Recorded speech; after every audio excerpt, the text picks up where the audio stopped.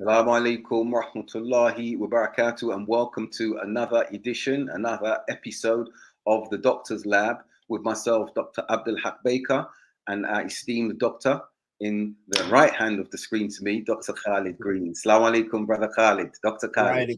Wa alaikum salam wa rahmatullahi wa barakatuh. A pleasure to be back and on the Doctor's Lab to do some lab work.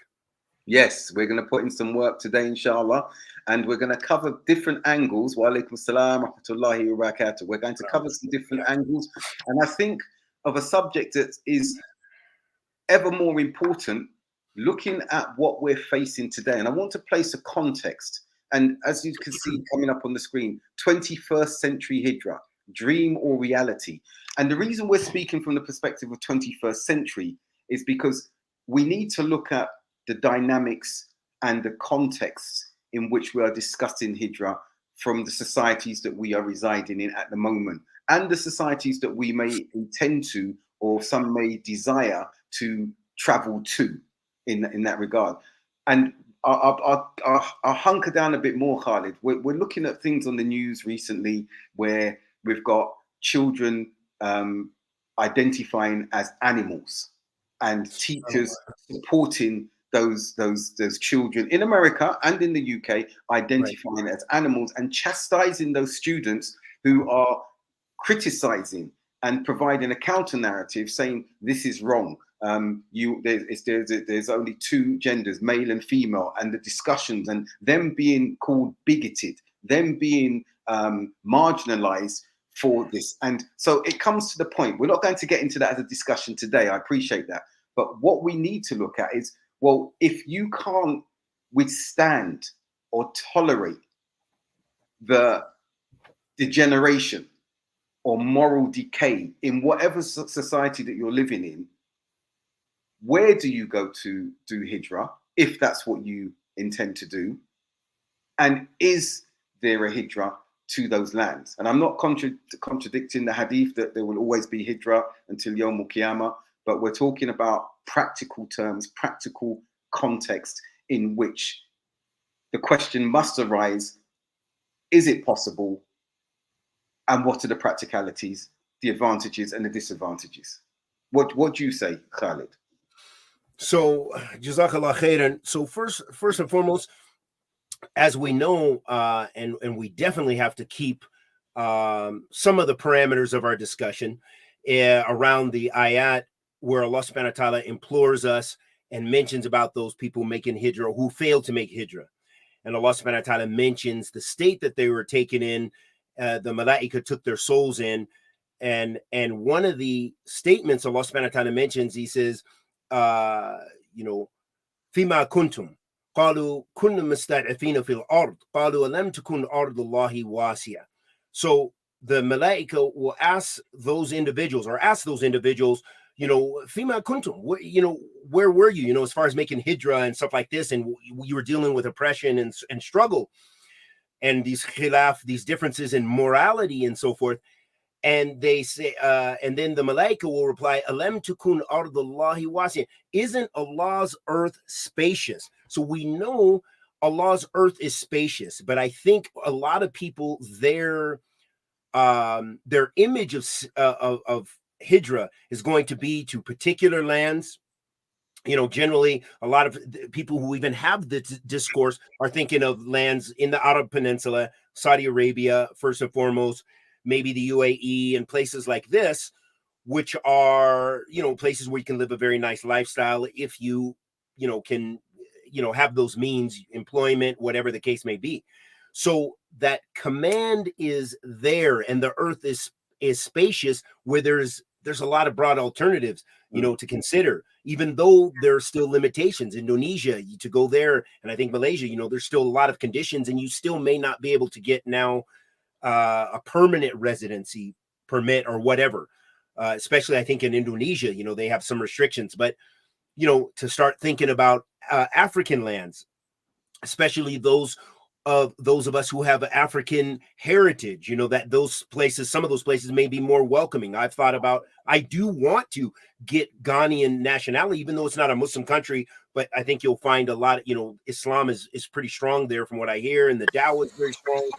And just to have alternatives, because there's still a lot of values that we may share, even those non-Muslims there, and those values that might be shared, some conservative values where they're not going to tolerate gay marriage, at least anytime soon, and these kind of other things, which are assaults on our children.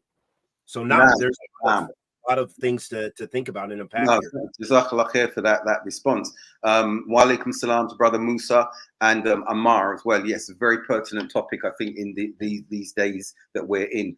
And the ayah that you referred to, Khalid, I understand that ayah is with regards to those in the condition that they cannot practice their religion in the societies that they are in.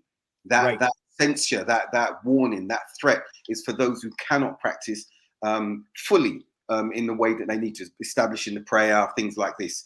And we know from the ulama that in the lands that you and I are in America and the UK respectively, we are able to practice our religion. So therefore, many things of religion, but yeah, go ahead. Religion, yes. But the point now, I'm extending it beyond us in that we need to look at the trajectory that is there with our children, okay? And what we are seeing, I was watching a video today and there was a march. This was a podcast that was there, non-Muslims in the podcast discussing in shock, and they were providing the evidence. It's on YouTube. You had a gay choir in one thing, you had them all across on the screen singing a particular song, and you had a march of LGBTQ. And what was synonymous with the chorus of what they were both singing separately at different times is, we're queer, we're here, and we're coming for your children. La hawla wa la quwwata illa billah. And the choir was singing that as well. We are coming for your children.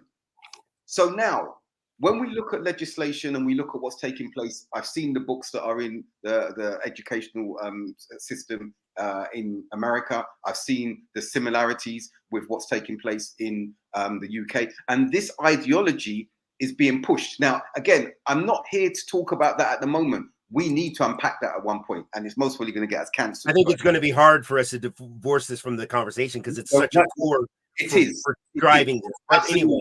No, what I mean though is that one day we're going to have to dedicate a doctor's lab to this. Then we will have to wait for a knock on the door, possibly, because of the things that need to be highlighted and might happen over there and over here. So the point is now, are we able to withstand the onslaught, the ideological onslaught, the ilhab al-fikri that we spoke about, that Sheikh bin Baz spoke about, rahimahullah, in the 70s, I think it was, okay? Because they're targeting our children at this particular point now. And the only way may be to get them out of the lands that we're in so that they can have a moral upbringing. They can have an Islamic or more religious society that they are growing up in. And as you mentioned, Ghana, this is an interesting point, and I want the viewers to understand this. Yes, the dawah is strong in Ghana. My son-in-law is from there. I've got family there. But not only that, the other faith, predominant faith, Christianity, like in Nigeria and other African countries, they have that moral value that is the same, similar to the Muslims, so that you will not have to be exposed to what we are seeing in the West with this ideological slide into an abyss that many are unable to counter because it targets whoever counters it. So from the point of Hijrah, parents may be thinking about that. And that's a legitimate concern to have as it relates to our children. The practicalities can be altogether different. And what I'm pleased about, again, Khalid, that you mentioned, you moved away from the Middle East. And it's not that we're anti-Middle East. I've just come back from living 20 years there. You were there for many years. But the Hijrah, if anyone's considering Hijrah, there are many places to do the Hijrah. But the one point I will place here and hand it back over to you. The nation states that exist today, some will allow you to apply and obtain citizenship, others won't. So when you are moving to those lands, your niyyah has to be very clear, and you have to be very clear as to whether Hijrah is possible. So let's give an example. Saudi Arabia. Many gave the intention for Hijrah in a country that doesn't allow Hijrah, okay? Many others, like myself, went there knowing that we're not doing a hijrah, but we're going there on a visa, on an iqama, where we can't own property and land, and we're going to work and accrue the benefits, the religious and otherwise in that respect. However, the hijrah of the heart is something that all of us should be looking to make no matter where we are. That's another level, that's a spiritual level. So yes, again, I'll stop at this point. Not all the countries where individuals may aspire to do hijrah allow hijrah. So can you do hijrah to a country that's telling you you're not welcome to do hijrah, but you're welcome to work here if you've got the qualifications and if you've got the skill sets, or you're coming to study? So I think that raises a very important question, and it's been raised to the scholars about this too. And again, it goes back to one of the things you said, and also to that ayah, because in the end of the ayah, it mentions about the one who dies. And again, just for those who might not know hijrah, we're talking about migration, and we're talking about migration from a non-Muslim society or a sinful society to a Muslim society. So it mentions that the one who tries to make hijrah, tries to migrate, and he dies, that his reward still is with Allah. So one of the things we learn from this, and from also discussing with the ulama, is that that's not really ultimately upon you. It's important if you want to fulfill this great duty, and I think that's what I would say is a final, after all the intricacies and things that we're going to talk about, nuances in our discussion, is that ultimately your reward is going to be tied to your intention. If you have the intention and you're totally unable, I can't get the money. Maybe it's a single woman with 7 kids and she can't get married. She can't find a way to get over there. But she wants to live in a place where she can practice her deen better, and she dies in her land, lives to a ripe old age. Her reward is she still will get the reward of the muhajir because of her intention. Likewise, even with all these barriers, as you said, the nation states, it's such a different reality now. And actually, I have a very good book. I think it's 2 to 3 volumes. I couldn't find it because I have a few books here that talks about this from a more contemporary perspective in the different Darul Harb, Darul Islam, and other classifications, and the issue of that you need citizenship and all these and iqamas. It talks about this. There's a piece of research out of one of the Saudi universities, some years ago, in the past 10 years maybe. Right. So, and it's a few volumes, so it goes into some of these issues. But again, ultimately the reward, having that intention is ultimately the most important thing.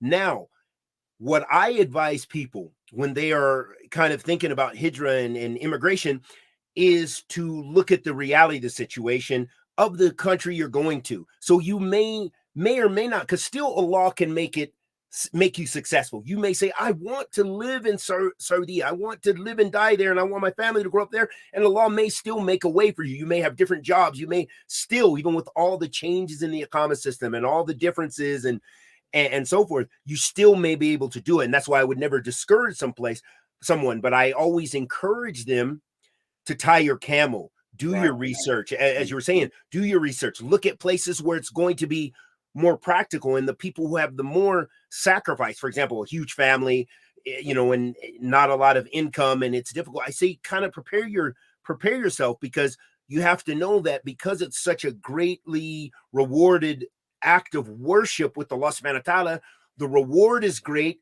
and the struggle will be great too. Maybe sickness, maybe death, maybe this, maybe, you run into all kinds of things. And we've been there. I lived in Yemen. I've lived in Saudi Arabia. I've seen people who died there, who were just workers. And I've seen brothers and sisters who lost children. Their children died at after childbirth, and and so forth, and they made their sacrifice for Allah subhanahu wa ta'ala, and they receive reward. And since I have the microphone real quick, I just want to read a couple of points. And this is what you and I guess I'll skip some of these things, but I'll go to a conversation you and I had. Okay. And so we already know kind of the Salafi position. And let me see, where are you? So I have exactly you mentioned in here, and I have your funnel here talking about the different states. Let's see.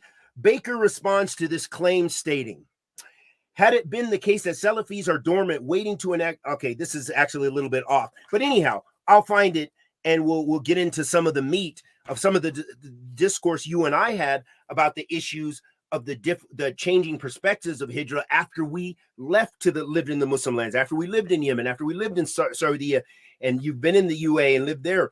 You know, what you saw, some of the great obstacles and the challenges even for your children and the challenges for staying there. There's a lot of things to consider. And that's one of the things I would say to people: don't have glossy-eyed and think you're going to paradise on earth. But there's no doubt being in a Muslim land in general, because of the prayer, because of the many, many, many things, the environment, there's so much good. And I'll turn it back over. No, absolutely. And Khalid, take time, look for that. I think that's brilliant what you've said there, because there are all of those aspects to consider. And if we bring some of our personal experiences in there, when going to the Muslim land, you do tend to go there with an idealism. Yes. And sometimes that can be brought to an abrupt ending when you see the treatment that is meted out. Now, I, on the whole, didn't experience that. Allah knows best why. My 20 years there, alhamdulillah, overwhelmingly positive. But it wasn't until my children were older that they started sharing with me some of the challenges they were having in schools, interacting in society. Now, our lens was, let's move to a Muslim land where the children and we will not be castigated because of our religion. And we weren't, alhamdulillah. And one of the beautiful things about being in Muslim lands, and others who may have gone to different countries in Africa, Indonesia, Malaysia, wherever, is when you go to a masjid, you don't have to be cautious on the whole of the masjid that you're going to. You could go to any masajid to establish your 5 daily salah, the timings and everything there. Now, contrast that with me being back in the UK, and I decided not to move back into London. And I've got to navigate which mosque is this, what mosque is that affiliation, what time their prayers are. If I go to this mosque and say Ameen, so that you don't have in the Muslim lands. You also have in the Muslim lands, up until recently in some, the adhan is heard. That adhan connects. And even though sometimes you may become familiar with it because of the years that have gone by, that connects with your soul. And you only realize how much you've missed that once you become used to it and return to the lands of your origin, the UK, America, or whatever Western society, African country, Asian country you may return to that doesn't have Islam prevalent there. So there should be, as you said, Khalid, a focus, removing the rose-tinted spectacles, the glasses, to go there with a realism. But also what I would add is this: you have to take something to offer to that society. Many have gone to Hijrah, converts, thinking that they will be welcomed because they are converts. No, those lands where you can do Hijrah are not like Medina. They're not going to see you coming and that you're strengthening their society unless you have skills and knowledge to contribute to that society. And we see the problems with immigration in the US. We see the problems with immigration in the UK today. And if we've been looking from a practical point of view, yes, immigration should be allowed. This is how countries were built. This is how they advanced and everything like that. But if we know that some people are coming into our community, let's be frank, and they're not bringing anything, they're just coming to take because they like the composite structure of our communities, our society, the environment, we are going to have a negative perspective on them. So when we see societies where we want to live or we aspire to live, especially in the Middle East, having their Ization drives, Saudiization, Emiratization, whatever those drives are, and we frown upon them, there are some questionable things regarding why we cannot acquire citizenship in their country if we've been there for 10, 15, 20 years and we have the qualifications and our children are born there. There are questions around that, but there is an understanding that opening the floodgates to those all and sundry to come in, and they're bringing nothing to the table. The Muhajirun emigrated to Medina. Look at what they brought. Look at what they brought, and those others who emigrated to Medina. So if we want a model to look at with regards to Hijrah, we need to look at the best generation, and we need to look at what they bought. Yeah, absolutely. We're totally on the same page that and this is what I try to emphasize, because you have a lot of situations. You may have single sisters saying, hey, I remember a particular sister contacted me, and she says, what do you think? I'm going to go to Saudi Arabia because because it's wajib to make hijrah, right? And I was just like, and she had I think at the time she had her son, so she was a single mother. I was like, no, I said, there's a lot more to that. As long as you can practice your deen, the kibar ulama, especially in Saudiya. Now there's other views, no doubt, like the Yemeni mashayikh, and then throughout history, these discussions have been going on, since the time of the Salaf, about the obligation of hijrah. But I tend to adhere to the view that as long as you can practice your Islam, that it's recommended for you to make hijrah, not an obligation. So meaning that you're not just living in sin, but obviously you need to be producing something. So anyhow, going back to what I was saying, is that the practicality, some people feeling that push and that need without anything to offer. So I'm just going to show up in Saudi Arabia. I've got a passport. I don't have any money.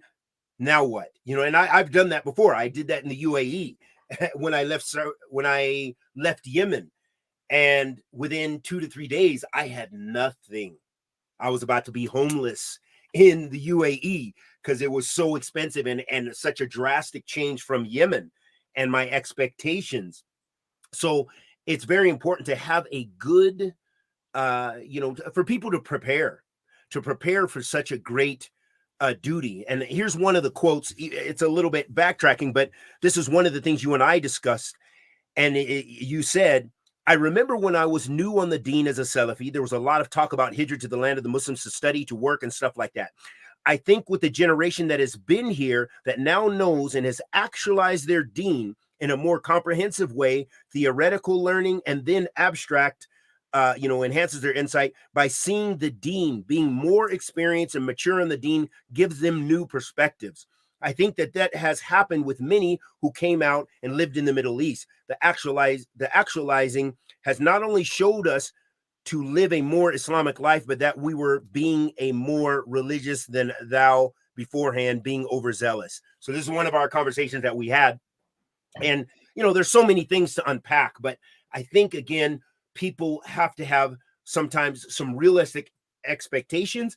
And also, as you said, to bring something to the table. So that's why I advise now when I hear people, and it's usually a lot of maybe they're reverts, they're new, or they're people who may have an attachment. They may be Somali, so they can go to Somalia, they can go to Hargeisa, they can go to Mogadishu, or they're, Pakistani or something like this. They have some options, whether they want to use that or not, where because of what we see on the ground now, there's a new challenge in such a system that's supposed to be so open to the values, where it may make it to such an extent to where one day it may be an obligation, because no, you can't practice if you can't raise your children Islamically, once it becomes to that level, and it's very rapidly going in that direction, because if you can't impart some important religious values, and that's considered discrimination, that, hey, we don't want to participate. No, you have to talk about, men and changing, and you have to give your hijabi daughter who's 6, 7, 8, 9, 10 the choice. If she wants to be a little boy now, she can do it, and she should not wear hijab. And it's rapidly going in that direction. In other European states, we already see, France, what has happened, probably in the past 15 years. That's, and Belgium and some of those other ones who've already banned hijab and niqab in certain spaces. So every country is going to have a different ruling, according to the level that they can practice their Islam. Some of those countries, it may be an obligation for France, and that's going to be for the people of knowledge to look at that. But, every place is different. But again, preparing yourself, having something to offer is very, very important. It's very important. And then there was a question about, somebody said Haytham Haddad, and I don't know much about it. I've heard the name. I think he's part of some group or something like this. I'm not really sure. Haytham Haddad in the UK, from Yeah, from Al Muntada, we know him well. Yes, yes. Okay. So talking against a mass Hijrah oriented mentality. Well, he's somebody who made Hijrah to the UK. Okay. So again, we got to kind of look at some things there, unpack that, but that's another story. And talking about one reason being our sheer number and mass Muslims. Okay. Again, the duty is not necessarily going to change based on the mass numbers. If it becomes an obligation for you to go, you've got to go and practice your deen wherever you're going to find a safe place to practice. That's first. And again, we know the masses are probably not, they're not even thinking like that, but there's more and more numbers that are thinking because they're seeing what's happening to their children. Like we already know in Sweden, for example, a lot of families children are being taken away from the parents. A lot of the Syrians are finding that they're getting their children taken away by the state. And then who's raising them? Jim and David, who are married, and all kind of things. They're losing their deen, they're losing everything. And they say, should I have taken that boat trip here to Europe? Now you think about it, after a travesty to your deen and your family has happened. So there's a lot of things to unpack there about how we prioritize. That's going to be upon every individual to determine. We're not talking about the millions in every single individual, but you've got to think about what are you doing if you stay in a country like that, and the risk to you and your family, where it becomes an assault on your religion and an onslaught to your values and morality. And that is the acceptance. It's not that it's just happening, but it is now pushed on you. You have to do it. Islamic schools have to talk about same-sex marriage and changing their things and sharing the bathrooms between the boys and girls. Then you've got to begin to think, well, what are you going to do as an individual? And what are you doing if you do stay in there? Aside from all those challenges, are you a person who the ulama mentioned in the past about, okay, if you are in the aspect of dawah, you're doing something positive. I feel myself, after having studied something about Islam, that I can't just totally divorce myself. So in one form or another, I have to be doing some sort of dawah.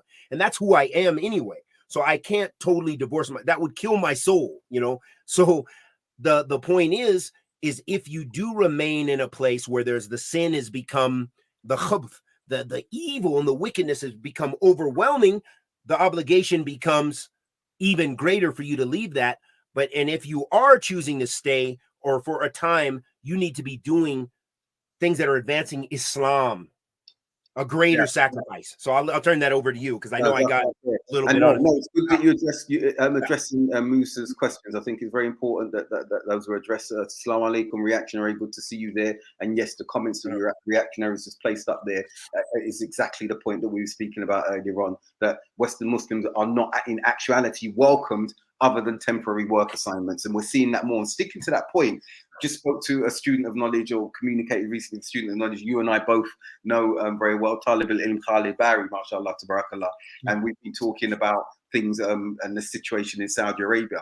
And we're seeing amongst a lot of other colleagues who've been contacting me, and this is something that I saw when I was there. And as you know, while I worked as director and was running institutions and everything, one of the things I saw with the climate is that when they wanted to affect your income, to reduce it, as he said to me, back to 23 years ago, we're looking at salaries and packages of 23 years ago. Once the society does that, they know that they're either going to cause an exodus of expats who've been there, or they know that the ones who are going to remain are those who have come out there for Hijrah, or the ones who are going to stay there at any cost. So there's an exploitation that takes place psychologically, I believe, and the expats know that's being done to them. But they know that they have to compromise in order to not return to the lands where they once resided, or where their lands of origin in that respect. Speaking back to Musa's point in the question that Haytham Haddad has highlighted, that he's mentioned there, it's a correct statement. When we're looking at the populations in India, for example, the Muslims in India are still larger by far than the population of Pakistan that broke off in Pakistan and Bangladesh, respectively. When we look in the Western context, we've got enough Muslims in Europe to take over some of the smaller countries. And I don't mean take over, we're going to go and overrun them. if you took the populations and placed them into Norway, Denmark, societies like this, the Muslim population collectively in Europe will outnumber those particular environments. And this is where we see the emergence of the fiqh of minorities, where there's some discussion around that. But I think it's an important development about the fiqh of minorities, because for the first time in our living memory since Islam and the fall of the Caliphate, we're seeing Muslims living in such numbers outside of Muslim populated countries that there would be and continues to be unique developments in which there hasn't been any precedent before.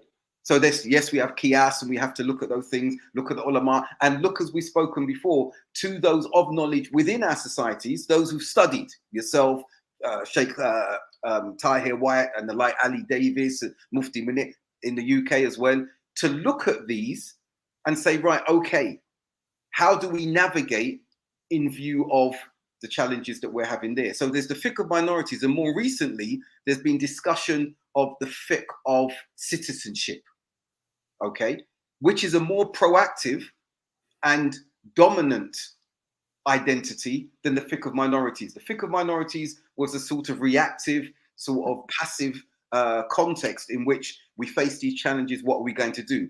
Fiqh of citizenship is saying now, for the generations that exist, we are here, we have rights. We are going to say what those rights are, and we're going to shape some of those rights because we are citizens. We are US citizens. We are British citizens. We're Norwegian. We're whatever. So that fiqh of citizenship is something, I think, that enshrouds or encapsulates what you're saying, that if we are here and we can practice our deen, we have to be doing something proactively, even if it's dawah through our actions, through our behavior. Like we saw of the Salaf, when they moved around and traversed the earth, they didn't always give dawah with the lisan. And it wasn't definitely not just restricted to the sword, as we have the Orientalists and those who Islamophobes highlighted, but it was through mu'amalat, through business, through interaction, through usloob, through behavior. So everyone who's in the West and doesn't feel they have the compulsion, as the ayat says, to make hijrah, have a duty to play. So we shouldn't have Muslims in prison because of fraud and crime and committing criminal acts in that instance. We shouldn't have some of the things that have become very public about negative aspects of Muslim behavior and interaction in that regard there. These are things that we need to make sure we're giving dawah away from. We need to be giving dawah through our characters in that regard there. So I've brought these aspects here, Khalid, because this is all talking about, as you're saying, if we are to reside here, what we must be doing, the epitome of which is dawah, and that has various levels. And we must remember this as well, and I'll pass it back to you. If residing here in the West, we have a duty to enjoin good and forbid evil at 3 levels. We've spoken about those levels before. With your hand, if you're able to stop it with your hand. And in the context we're living in today, where we don't have that in the West. And we're not talking about and even leaning towards that terroristic ideology, which is a batil one and miscontextualized one. The second one is to hate it with your tongue, to speak out with your tongue. That's in writing, in inshallah doing what we're doing today in that instance there. And if you're unable to do that because if in speaking out it's going to cause harm to you, severe irreparable harm to you, your family, your community in that instance, then the third aspect is to hate it in your heart, which is the weakest of iman.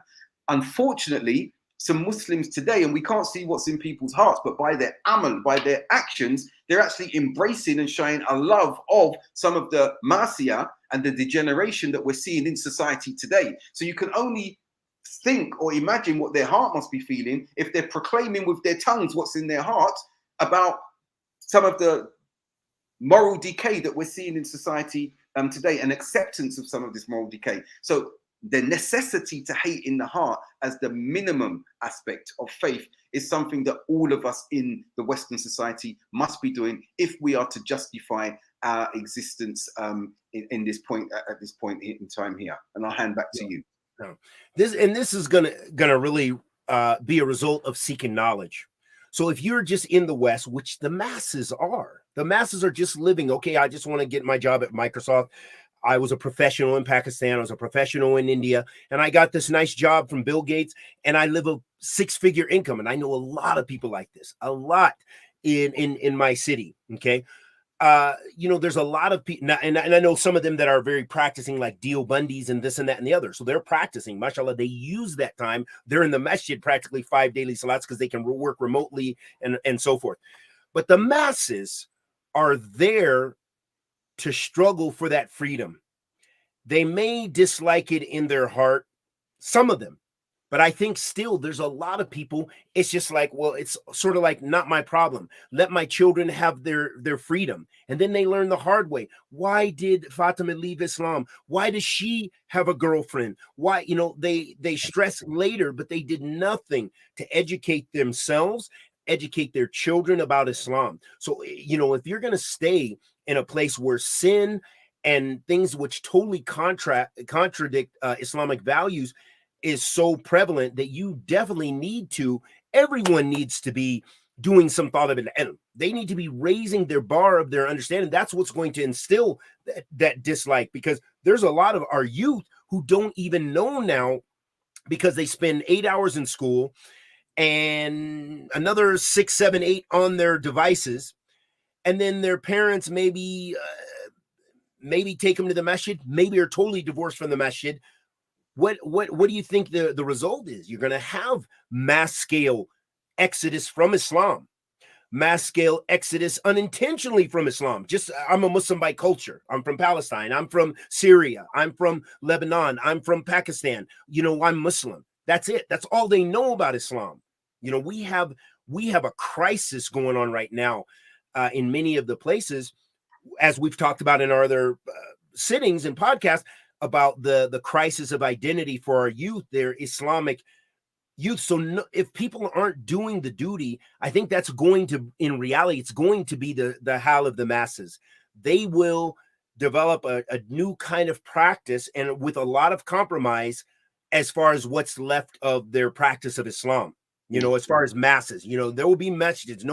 The masajid are not going to be abandoned, and there's not going to be, inshallah ta'ala, millions and millions of people leaving America to go to the Muslim lands. No, but you see who's going to maintain those masajid if you're losing 3 of your 4 children or half of your children. What's going to be the next couple of generations? Because if there isn't, especially knowledge to be able to, and to instill that, to know the moral values of Islam, what's right and what's wrong, that, hey, this is unacceptable in Islam. We cannot, you will never, there's impossible for an imam to marry another man, or for him to conduct that ceremony between 2 sisters. It's illegitimate, min alif ila the last harf. Okay. There's no, it's impossible. So, but the new generations, and that's why we have these movements, LGBT, we had the queer iftar in Canada, and we have a lot of these movements that are saying we're queer and we're Muslim.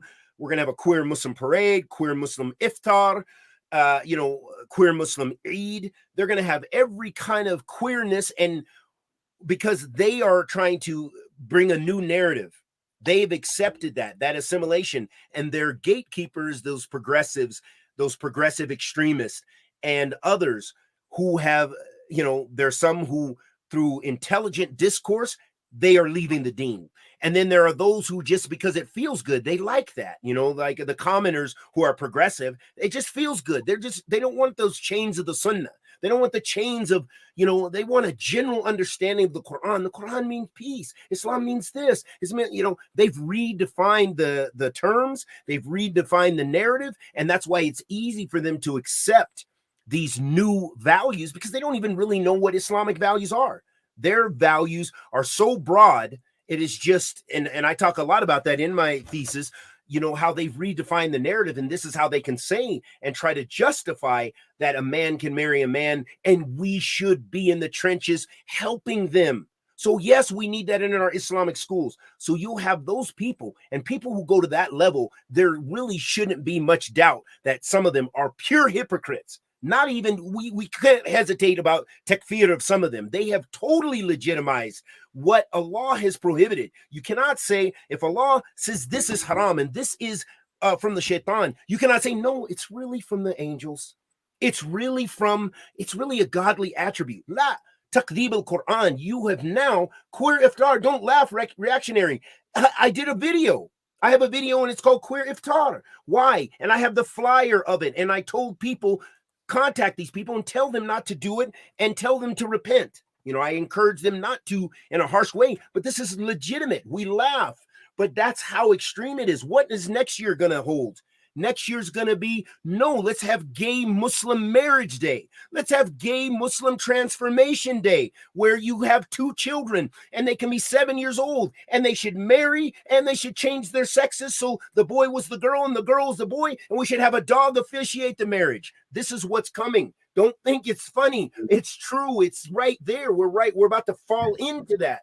So I think this is the danger of not making the hijrah. That's one of the things I want to, you know, why we should never lighten that load. If you're going to at least reside in these countries, in Western countries, and I'm not saying that I'm rushing to leave myself, but I do want options for the future. I want a Muslim homeland as well, but at least not living in where you're going to be entrenched in that, you know. Alhamdulillah, we homeschool, and that's min fadlillah subhanahu wa ta'ala. And, you know, also have the option of being in the countryside where totally you're almost away from that, and in a conservative area too. So you've got to look where it's going to be best to practice your deen as a part of and parcel with that hijrah. And as you said, as the last point, the fiqh minority, of course, it is being developed out of necessity much more. How do we deal with banking? How do we deal with, you know, all these things that we may not have been faced with before? And in certain times, in certain places, when a Muslim land was overtaken, like in Spain and those places, Andalusia and things like this, you find some of those fatwa that some of those scholars of that time, you know, and I'm interested in looking at some of those things to see how, you know, to learn for how they dealt with being Muslim minorities. So this fiqh is developing quite a bit, you know, and the necessity for it is absolutely, it's imperative, because we have masses here and the masses aren't getting the door. You know, Saudi is not going to open the doors and say, come on, you know, unless you have those qualifications to come as a worker, because of Saudiization and their own issues and problems that they have to deal with. If they keep unemployed Saudis, what is the end result with that? They have to employ their own people. So they've turned inward in that nationalism. But in some countries, it's worse. Look at what Turkey with the Syrians and many other places. You know, it's not about just this Muslim brotherhood. They begin to, that breaks down when there's a lot of political pressure and, you know, the lack of resources. You know, okay, the Syrians are taking too many of our resources. Oh, they're starting to start business. This is making Turks jealous. This is making some other people feel alienated. It's their own country. These are the same problems we would have here in America, for example, with Mexico, Mexicans and others coming across the border illegally. You know, those same type of scenarios and pressures and feelings, even in the Muslim land. So there's so much complexity and so many things that we have to deal with on a variety of levels. Dealing with the last point you mentioned, just to reinforce what you're saying, I had to do the viva of 2 master's degree students quite recently, and when reading the theses of one of them in particular about Turkey and the challenges there, to speak to the point that you're talking about, after those devastating earthquakes that shook them, there was one case that really struck me, and I asked the student when I was questioning her about the viva. There was a Syrian lady who was in the rubble, okay, and she'd been there for days. Old lady, okay, in her 70s, I think it was, and she obviously survived. And she said she saw the Turkish rescue people going past all of the time, but she didn't speak. And she was asked why not. She said, because I only know Arabic, and I feared that if I spoke in Arabic, they would have left me. This is the fear. This is how, acute that thing is with regards to speaking to the point about immigration, the challenges. But I want to come back now to the point of fiqh of minorities. And I want to first, I think reactionary doing lol, if we didn't laugh, we'd cry. That's one thing. I know you know that. But the second point that he mentioned about zakat, which is very, very important. Today, the Muslims are the most generous in giving in the UK and in the West. And as reactionaries pointing out, lack of access to our zakat means our poor Muslims turn to crime and fill prisons. This doesn't need to be the case, because a lot of the Muslims who have the wealth are usually second, third generation in that instance. You know, and I know, as converts, when we came to the deen, we'd left particular earnings that we were getting from before, which were not permissible, even if we were working legally. I worked in the legal field. I was training to become a lawyer. But because of the riba that I used to have to win for my clients, that left me feeling very, very uncomfortable. And you couldn't say, I cannot get riba for you. I'm going to leave that. So I had to make changes in that regard. Alhamdulillah, Allah guided me in the way to where my career continued to grow in a different field.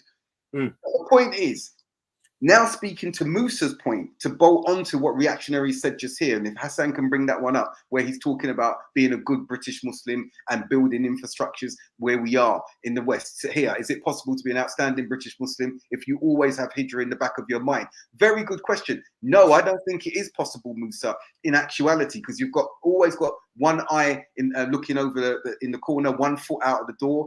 So can Western Muslims build lasting structures if our minds are always elsewhere? Another very good question. What I think in this instance, and I'm not contradicting what I've just said there, I'm saying yes, knowing that it will take time for us to move and do a hijrah according to the hijrah that is dictated or highlighted in the Quran and from the Sunnah. Knowing that that's distant and possibly unlikely for many, to then focus and build infrastructures that are there. And Muslims have done that in America, and they've done it in the UK, and they've done it across Europe. To do that, understanding and acknowledging that not everyone is going to be able to do that hijrah is imperative. It's a priority.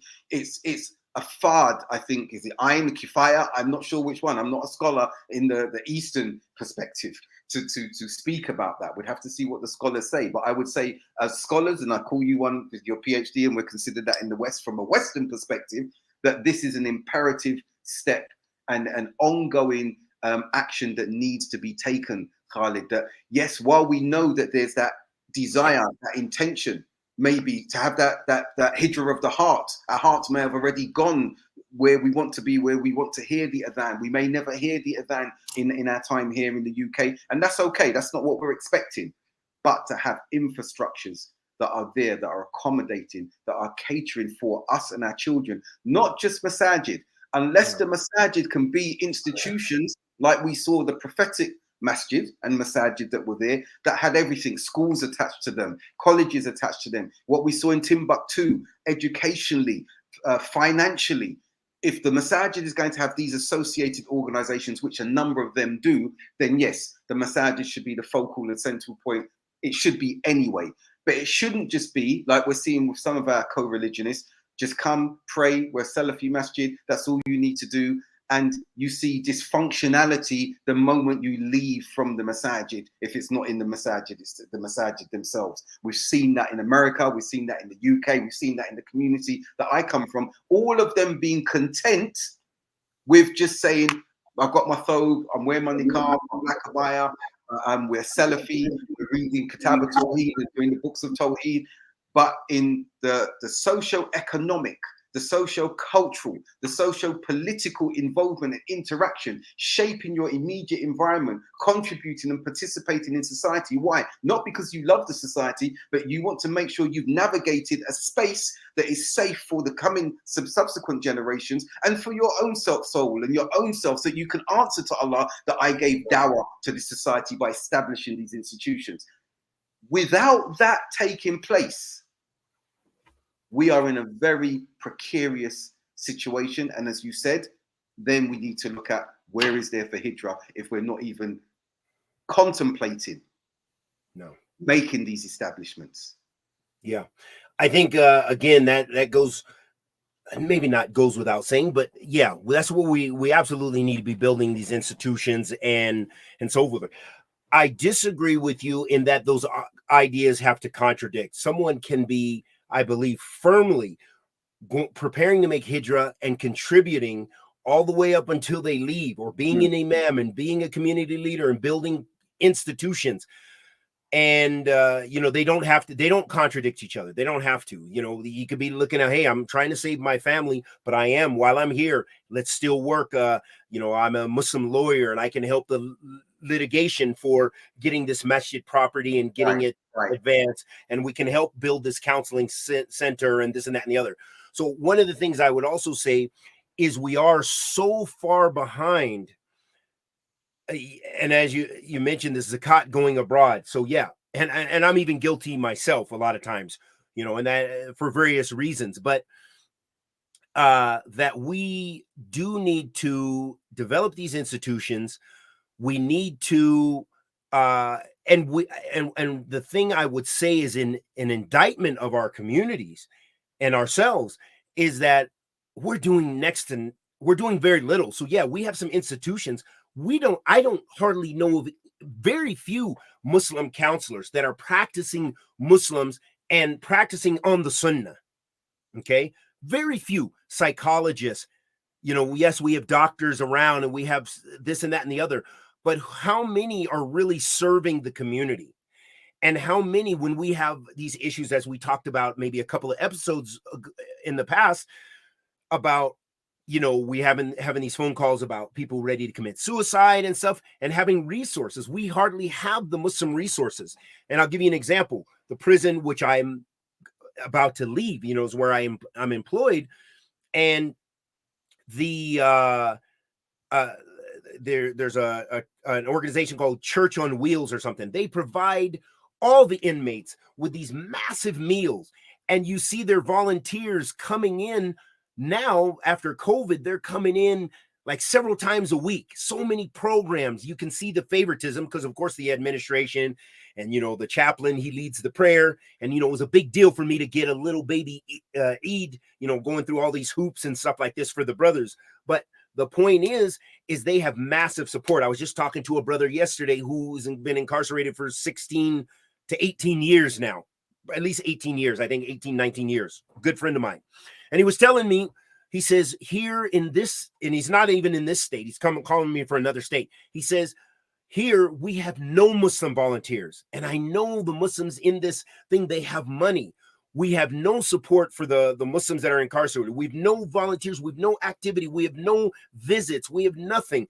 So Muslims in general in the West are so far behind, not just because, and the UK probably differs from America. America, I think, is even more behind, even though it's massive and so forth. But the UK, just the history is different, with the influx of various migrants who are part of the British Empire and, all the other historical things going on there. But we have we just have a lack of institution. And it seems like now there's a great push in a lot of these communities because everyone's losing their youth.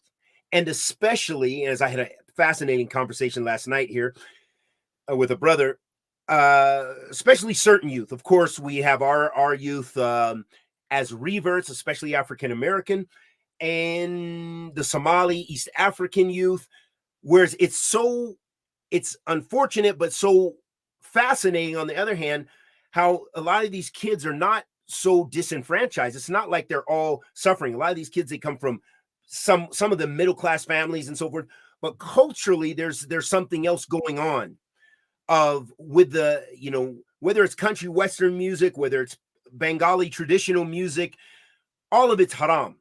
But when you're pumping in music and culture and so forth, the gangsterism and the kill one another like it's nothing, that's advertised in the music, that's pumped up in the culture, it's on the movie, every movie's about it. Shoot them up, kill the people who look like you. Because the same thing with the Hispanics. I was talking at work and they were saying, Mexicans, we kill only if it's other Mexicans. This is what they told me at work. And it wasn't the gangsters. This was actually people in administrative positions. They were saying, as Latinos, we kill other Latinos. And I said, well, that definitely echoes in my community too, as African Americans. So we have this, there's a cultural issue. There's a hardcore tarbiyah issue of not latching onto our children. And how much are we going to be able to do that by staying in the West? If you give your children those 8 hours in the schools and stuff like that, when are you going to teach them those values and keep them away from what everybody else is listening and watching? You have to be 100% on that parenting and inculcating certain values so they don't, it's glorification. If you were to listen, you and I, we came up in the KRS generation. So I'm sure, even without asking you, I know you like KRS. I can tell from who you are. Okay. I already know we came up from positive. Those were our favorite. I like the NWA. I like the gangster rap. I love that stuff.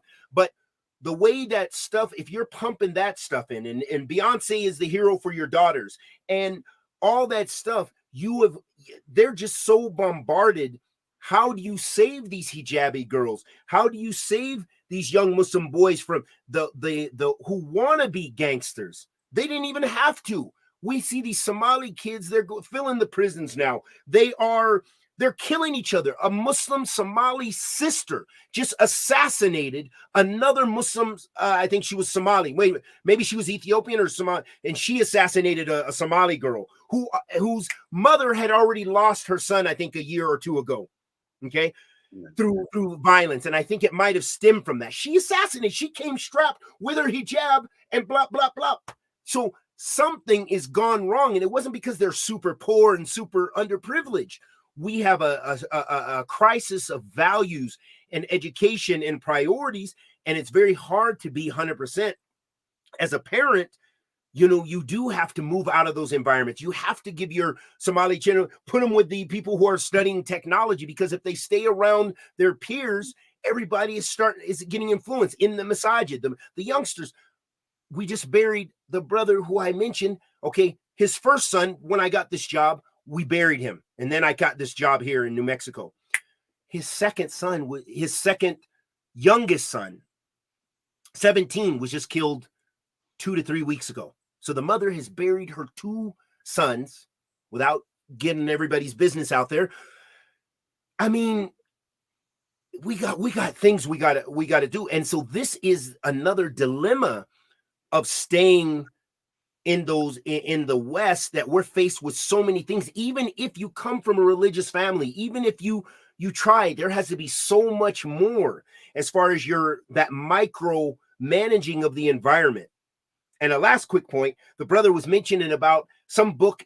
I guess it's called The Falsehood of a Teenager, something, the fallacy of teenager, or something like this, meaning the concept that this was introduced after World War II, according to the researcher. And before, you were either a child, a kind of a growing adult, and then you were a young man or woman. But when you get this new classification, you begin to say, hey, he's a teenager. He can go out with his friends. We shouldn't be so strict on her. She's going to make these mistakes. Oh, she has a boyfriend on her text message, and she's doing this, and she's doing a little minor strip show in the back of the house while we're sleeping. I mean, she's a teenager. So once we began to accept these things for our Muslim youth, and just our youth in general, this goes for the non-Muslim in our communities as well. I mean, talking about African American, Afro-Caribbean, and stuff like this, as well as everyone else. When you begin to accept that leeway, and you begin to give them more leeway, that's destructive. Instead of getting them some, the brother was saying, giving them some excellent skills, introducing them to coding, taking them with you to the conference at 13. So by the time they're 15, they're on the concept of starting a business. So tarbiyah is like, he opened my eyes. We had a fascinating conversation, and hopefully we're going to continue today, and I'm going to put it on the YouTube. But subhanAllah, we have Abdurrahim and I. That example you give, Abdurrahim Green and I, in our podcast, Piece of Cake, he bought that last year. That the concept of the construct of teenagehood is a relatively new phenomena, and it's there It was created for the very reasons that you're saying there, to let these young adults off the hook to do all the stuff that they're doing there. But what I want to say in this instance now, talking to that, Hijrah, dream or reality, we do also have the challenge that those who are going abroad for Hijrah, there is that risk. That you mentioned the conversation I had, and you quoted me from my PhD and the work we're doing, that while we're living in the West, many of us have that abstract understanding of the deen and idealism. When we go to the land of the Muslims, predominantly Muslim societies, we are then able to actualize. What do we mean actualize? Contextualize. We're living it. We're seeing how the rest of the society is living. We're in a majority Muslim society now. So we realize that the practice that we had in the West was somewhat miscontextualized. And many brothers I know, when I was living in Saudi and living in Dubai, we had this discussion that, don't you feel we're doing less here? Don't you feel that where our dawah was stronger when we were there, our deen was stronger when we were in the West? So, and we have that this discussion, and I discussed with them and said, you may feel that way because it's as though we've arrived now and we're actualizing, and the challenges aren't as much. And some say, shouldn't we be in that state of mind in the UK, here in the land that we're in? No, because then we would stand out and it would be abnormal in that particular context. So there's that risk there, because when we look at some of our children grow up with that comfort in those societies. We've seen that from the natives of those societies as well, and they come out and their deen is weaker in its visibility, and in some instances in their adherence to the deen. So when they then interface and interact with those who have not had that experience and are still in the West, they see this strength, this focus, this zeal, this challenging of the status quo, and they admire that in us because we've come from the West. But we tend to lose it, or it dilutes when we go into those Muslim societies. So that's a reality that anyone going to a Muslim land for Hijrah, let's say work visa, whatever, will have to become accustomed to and understand what's actually taking place. And before I hand back to you, and I know we're drawing to a conclusion, I want to look at what Musa was saying concerning, should there be infrastructure or framework in which there's a development or education and a movement towards assisting those groups, not the mass migration that we've spoken about already, that is an impossibility in this particular age, but to prepare individuals and like families move, for example, or groups of people, because Musa was saying in the comments there that at the moment Hijrah has been pretty much an individualistic endeavor. And that's very true, unless of course it's an internal Hijrah. I'm going to get a bit cheeky now, where you're told to make Hijrah to a particular city, or like we saw with the Ansar Allah cult, or Siraj Wahad's son, not Siraj Wahad, I hasten to add, but his son making a Hijrah out somewhere remote and starting a cult and everything like that. No, we're about not 2 hours from here. It's 2 hours from where I am right now. MashaAllah. I'm glad you're not telling me that you're right in the heart of it, because I would worry for you. I mean, a part of his community. No. So in that instance there is that consideration that once you've arrived in those lands, predominantly Muslim, and you actualize and contextualize, you feel, is it a dilution of your deen? I won't say necessarily it is, but you are now in lockstep with the rest of the society, and it's a comfortable place to be, that you hear the adhan. You don't have to be looking at your time or have the muadhin on your watch or your phone or anything like that. That does take place, but then there's the risk that when you look at your children's upbringing and their lackadaisical understanding of the deen, that they grow up weaker than you, less practicing than you, and even aspiring to go to the West and to eschew aspects of their deen. Right. Yeah, I think those are always going to be challenges. And your religiosity, again, people also have to understand, if they make the Hijrah or they go to live in the Muslim lands for a while or what have you, it's always going to be an obligation, fard al-ain, meaning every individual has to make hijrah from their sins. Because you can go, I've known people who've become rappers in Riyadh, who were not rappers in America. They were practicing and this and that and the other. They became rappers and famous because they were from America and they had some skills. Or in Jeddah, sorry. And then in other things like this, we know countless stories. So again, it's never going to be where it's relaxed to where you still don't have to raise your children. You still don't have to be responsible for yourself and practice your deen. It's going to make it easier in many aspects. And as you said, there was a void because we used to go out in the street and give dawah and stuff, especially in our early times of Islam. And then you come to a place, you're in Jeddah, you're in Riyadh, you're in Medina, you're in what have you, and maybe you don't have activity in dawah. But at least for me personally, my first 2 years in Sardiya, alhamdulillah, I was very active with a good beloved Sheikh Abu Abdurrahman from Philistine, Palestinian brother who he and we used to travel a lot and do dawah in the clinics. He worked officially for the dawah to Irshad, the dawah center that's, paid for by the government and stuff like this. And so we would go to the hospitals and the clinics and talk to the non-Muslim workers from Sri Lanka, or especially a lot of Filipinos and stuff like this about Islam, and people would accept their shahada. But we used to do a lot of lectures. So those first 2 years I was very active and had that, that was good training and zeal. But then when I moved to Medina, that began to change quite a bit, and I focused more on seeking knowledge, and I didn't have that, Abu Abdurrahman was in Hayal, and so you do lose that. And then you get older, and then coming back to the West, and you don't have that same zeal, unfortunately, to be out in the street giving pamphlets and stuff, which we should be doing, which we should be active. And it's critical. And I'm going to give you a side point that I know you can identify with. Recently, actually, I was coming here, I decided, the past couple of weeks, so I decided to put on Malcolm's speech, The Ballad or the Bullet.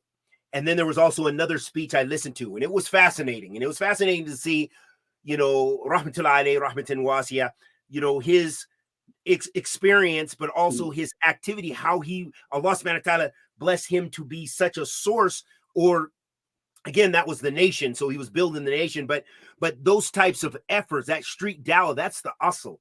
And that's before social media, to move it from a few hundred to thousands, from his street dawah getting out there, and Allah favored him with the rhetoric and stuff like this. It just gave me a lot of food for thought, and a lot of things I was just, pointing out and his mistakes as well, as well as in various things. But the point is, there does need to be that vigilance when we are back in the societies, that we still need to be a part, have some role in, going back to that raw essence of dawah and in the masajid, but outside on the street, we need to be giving that message to non-Muslims. And that's the thing, we become so insular, not just as Salafis. I know you guys have Hyde Park and these things in London, which is a tradition there in and of itself, but we definitely need that all around the West. We need to be active in portraying Islam and not hiding our Islam and becoming comfortable, because there's a lot of people, they're just comfortable. When I talk to some people here, some of the Muslims from different backgrounds, when we had some gatherings during Ramadan, and I said, how are the Muslims there? Oh, no, we don't have any Muslims there. So what are you doing there? Oh, I work at the college and this and that and the other.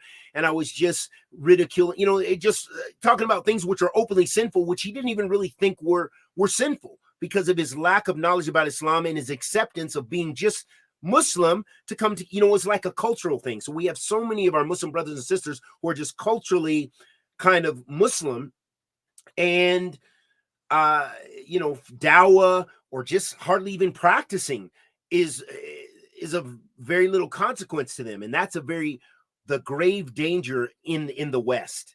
Yes, it happens in the East, but in the fact that you have the Adhan and you have those other institutions, it's in your face.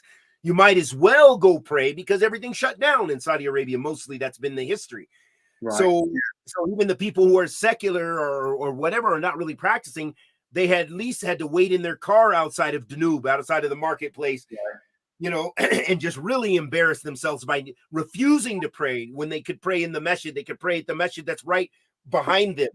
but they just decide, hey, let's wait, and we'll wait till the store opens and then we'll go shopping, or we'll continue shopping because they lock the doors, and we'll shop inside as men with the women. Come on. Right. But, I'm gonna interject at that point and there's so much, alhamdulillah. Brother Musa, my email address will be given to you by Brother Hassan, Reactionary, the sisters, brothers who've joined in. I'm going to conclude at this point because Maghrib's coming in, and you're going to see me do this now as we're fasting. I'm just going to nibble a bit, Bismillah. Now, I think that what we've discussed today, is a huge subject, and it's one that we can talk about in a lot of detail.